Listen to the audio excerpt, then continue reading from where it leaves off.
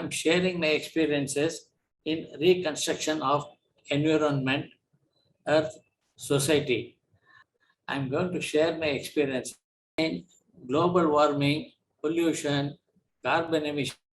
These are the topics which are being talked about, discussed, especially during the last decade.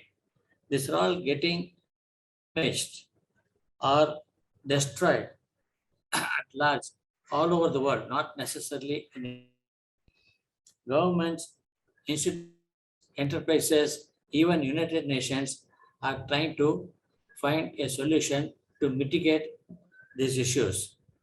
I step in here as a common man. I feel a common man has got a role to play, significant role to play. A common man cannot avoid or evade. Okay, a common man cannot say only government can do it, I will not be able to do it. That's not correct. A common man has got a role to play. I have done several house. It all happened one by one as I went along. And in the process, I've practically demonstrated that all these things can be done by a common. There's no rocket science. It's extremely simple. They're technologically feasible, financially viable, practically doable, environment friendly. People are moving towards artificial intelligence, machine learning, digitization, robotics. I am going back to tradition. I am going back to roots for the purposes of sustainability. This word sustainability is being used indiscriminately without even a proper understanding. So I'd like to have a better understanding. I'm using a dictionary meaning. What is sustainability? Sustainability is avoidance of depletion of natural resources in order to maintain ecological balance. I am from Chennai, a city, Chennai. Chennai is perceived to be water deficient over the last 5 to 6 decades or even more. I have disproved it. I think this is not true. This perception is not correct. There's enough and more water than it only needs to be managed. Rainwater is a precious natural source, very pure. In fact, what is the source of water in the world? There are only two sources: glaciers melting and rainwater. What are your water tanks, reservoirs, water bodies, temple tanks? They're all rainwater harvesting mechanism. They store water. In fact, I got most of my ideas from the villages. I applied my mind. In those days in the villages, the rains used to fall on the terrace. People used to gather that water in vessels. I lived in Ahmedabad for a few years. In Ahmedabad, in the old city, they used to gather the water falling on the terrace with a pipe and store it in a tank below the house. It's very common. So I applied my mind. Why can't I do this in Chennai? So I did this about 30 years ago. I capture water from the terrace, store it in my well. I have a well. If you don't have a well, you can store it in a tank or a container. It's possible to do that. Only thing is I'm using slightly a modern technology. I filter the water before letting it into my well. Filtration is an extremely simple process. It's just a sedimentation plant. So this is known as filter, store, and reuse. The second one is I saw water stagnating in my house and also on the roadside. It generates mosquitoes. It's a health hazard.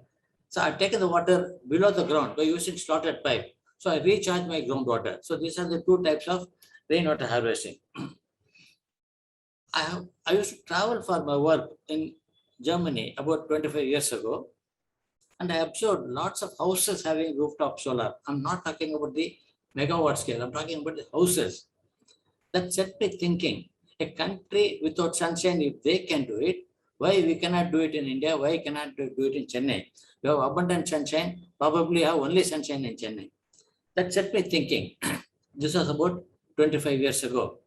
But then I did face challenges. Lack of accessories, lack of materials, lack of manpower, lack of skills, lack of trained manpower. But that did not deter me. I was determined to find solutions. In fact, I am a doer. I'll keep repeating it. I first do things and then ask questions, as against others who ask questions and then do it. After doing it, I'll ask a question, can I do it better? Can I have done it better? Can I reduce the cost? All those things, questions come later.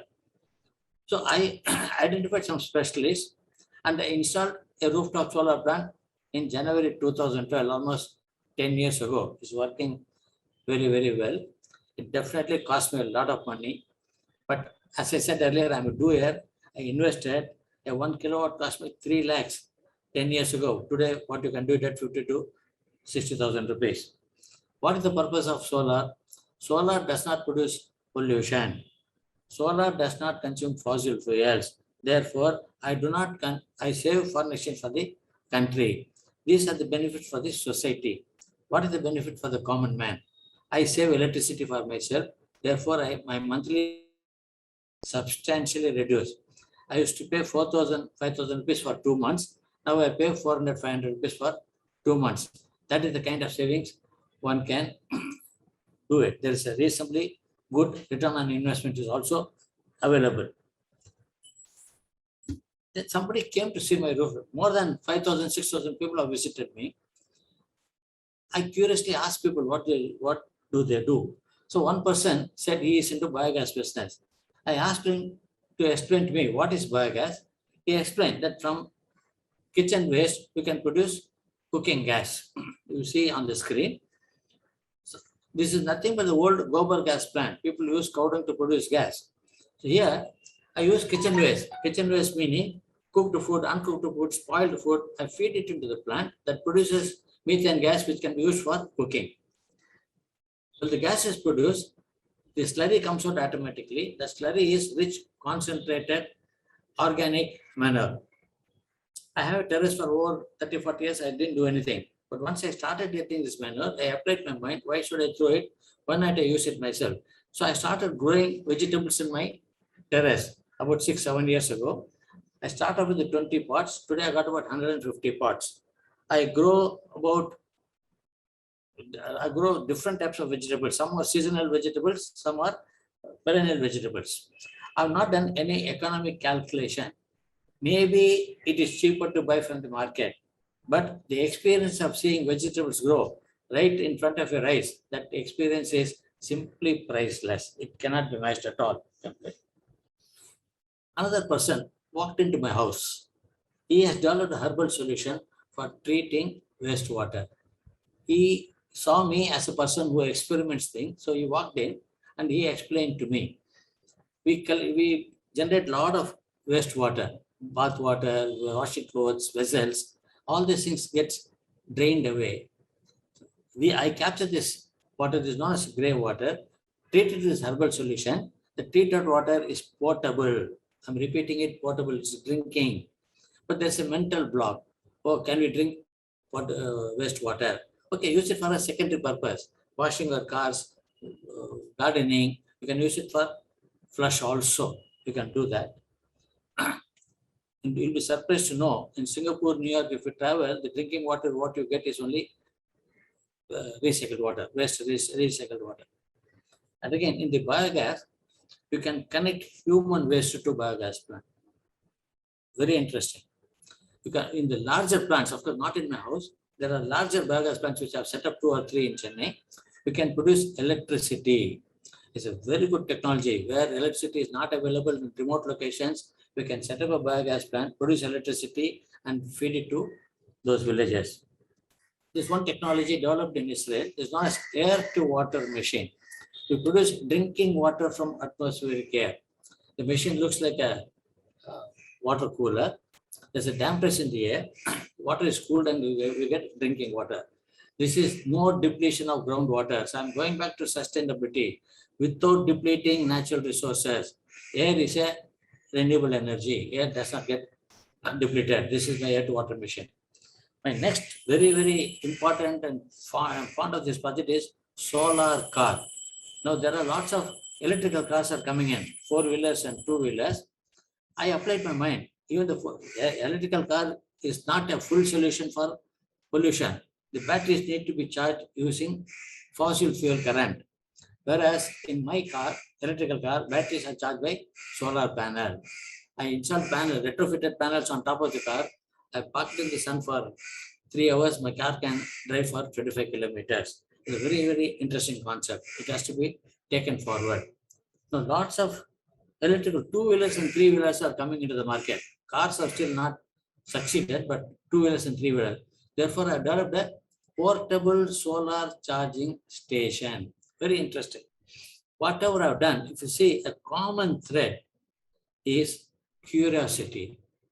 Lack of curiosity, lack of motivation, lack of resources, lack of manpower. These are the reasons quoted by people for not doing a thing. I'm curious. So curiosity has generated all these ideas. A common thread among all my projects is curiosity. And whatever I've done, this employment potential, self-employment, and also entrepreneurial opportunities. I did face many other obstacles. There are infrastructural difficulties, regulatory issues, but I overcame all these things by identifying specialists, investing money, and executing the projects. Key is execution. Conceiving a project, planning a project does not solve the problem. You should execute the project. The successful execution is the mantra. Do not curse dark. We have a saying in Tamil, in Chennai, do not curse darkness, light a lamp, light a light, light a candle. I add light a solar. Finally, do not expect government to find all the solutions. Assist the government in finding solutions or find your own solutions. I'm reminded about a famous statement made by John F. Kennedy, a former American president. He made a famous statement, ask not what the country can do for you, ask what you can do for the country. Therefore, let us get united to reconstruct the earth, reconstruct the environment, reconstruct the world, reconstruct the society to achieve an ecological balance by contributing our might. Thank you.